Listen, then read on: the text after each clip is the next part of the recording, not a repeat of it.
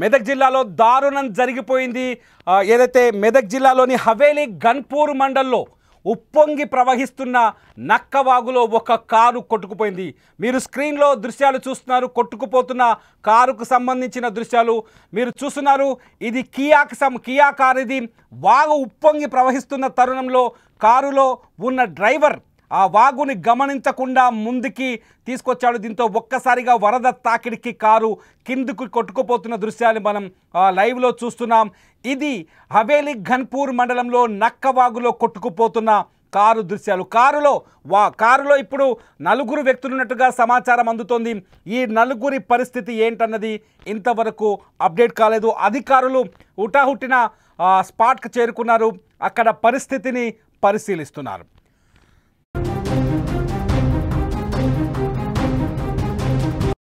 రాత్రి నుంచి మెదక్ జిల్లాలో కుండపోతగా వర్షం కురుస్తుంది. ఈ వర్షం ధాటికి నక్కవాగు ఉప్పొంగి ప్రవహిస్తుంది. దాదాపు 32 సెంటీమీటర్ల వర్షపాతం నమోదైనట్టుగా తెలుస్తోంది ఉమ్మడి మెదక్ జిల్లాలో. ఈ నేపథ్యంలోనే నక్కవాగు ఉప్పొంగి ప్రవహిస్తోంది. అయితే వాగు ప్రవాహం ఒక్కసారిగా పెరిగిపోవడంతో స్థానికులు కొందరు అక్కడ నిలబడి వాగు మధ్యలోంచున్న రోడ్లో ఎవరూ రాకుండా ప్రయత్నించారు. కానీ ఈ కారును చూసి కూడా వాళ్ళు పెద్దగా అరిచారు. ఒకసారి ఆ అరుపులు వినని మీకు అర్థమవుతుంది.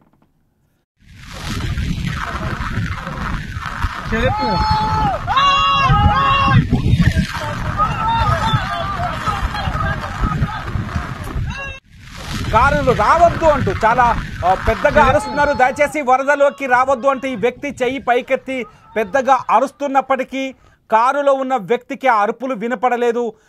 ఇతన్ని గమనించకుండా ఇతని వాయిస్ కూడా అతను వినలేదు.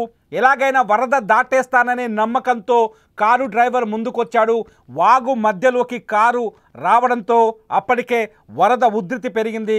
కారు వాగు మధ్యలోకి వచ్చిన తర్వాత ఒక్కసారిగా వరద దాటికి కారు కొట్టుకుపోయింది వరదలో.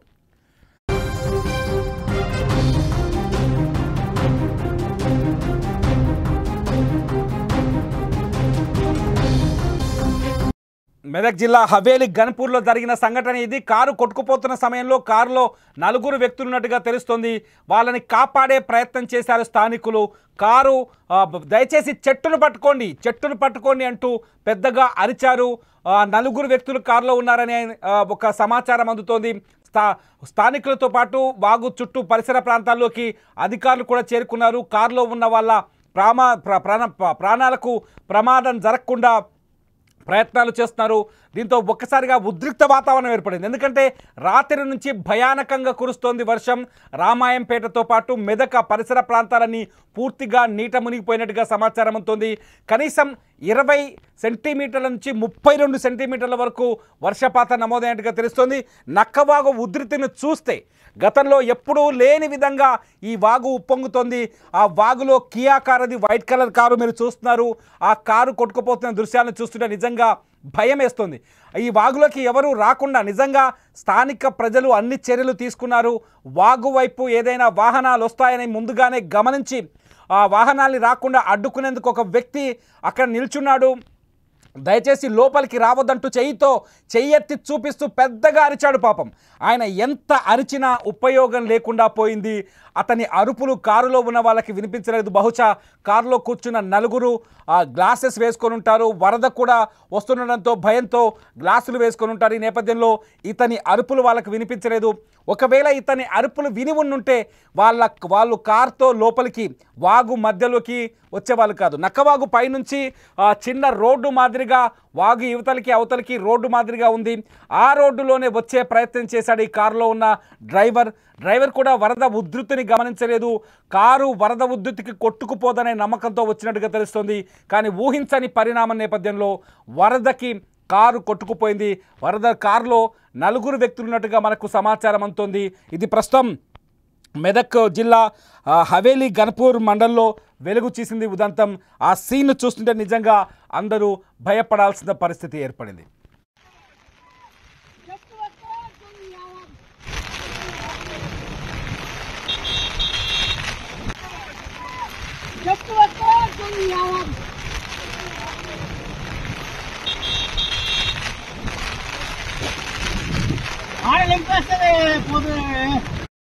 కళ్ళ ముందే నలుగురు వ్యక్తులు ప్రయాణిస్తున్న కారు వరదలో కొట్టుకుపోతుంటే ఆ ఒడ్డున నిల్చున్న వాళ్ళంతా చూసి తట్టుకోలేని పరిస్థితి. తాము చూస్తుండగానే కారు వరదలో కొట్టుకుపోవడం, ఆ కారులో ఉన్న వాళ్ళ పరిస్థితి ఏంటనేది ఇంతవరకు సమాచారం తెలియలేదు.